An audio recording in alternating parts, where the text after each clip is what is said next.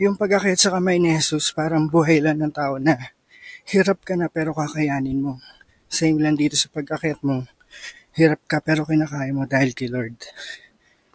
And as well as, same as pagbaba, yung para bang gusto mo nang magmadali.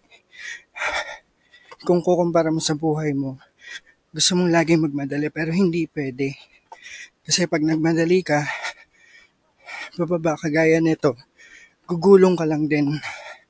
Sa uli, ikaw lang din masasaktan. So kailangan dahan-dahan lang din. All my life, you're the